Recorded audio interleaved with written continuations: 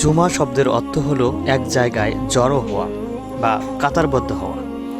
শুক্রবার মসজিদে জোহরের 4 রাকাতের পরিবর্তে কাতারবদ্ধ হয়ে 2 রাকাতের যে ফরজ নামাজ আদায় করা হয়, ইসলামের পরিভাষায় সেটিই হলো সালাতুল জুমা বা জুমার নামাজ। এই দিনটি মুসলিমদের জন্য খুবই গুরুত্বপূর্ণ ও ফজিলতপূর্ণ একটি দিন।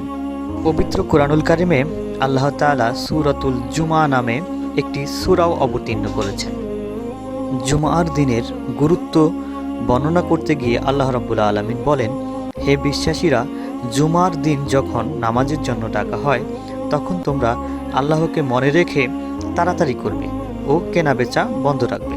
তোমাদের জন্য সেটি ভালো যদি তোমরা তা উপলব্ধি করতে পারো। হযরত আবু হুরায়রা রাদিয়াল্লাহু থেকে বর্ণিত এক হাদিসে রাসূলুল্লাহ সাল্লাল্লাহু আলাইহি ওয়াসাল্লাম বলেন, যে ব্যক্তি জুমার দিন গোসল করে প্রথমে মসজিদে হাজির হয় সে যেন একটি উট কোরবানি করার সওয়াব অর্জন করল। দ্বিতীয় যে ব্যক্তি মসজিদে প্রবেশ করল সে যেন একটি গরু কোরবানি করার সওয়াব অর্জন করল। তৃতীয় যে ব্যক্তি মসজিদে প্রবেশ করল এবং সে যেন একটি ছাগল কোরবানি করার সওয়াব অর্জন করল।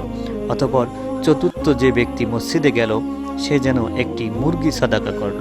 অতঃপর পঞ্চম যে ব্যক্তি মসজিদে প্রবেশ করল সে যেন একটি ডিম সাদাকা করল।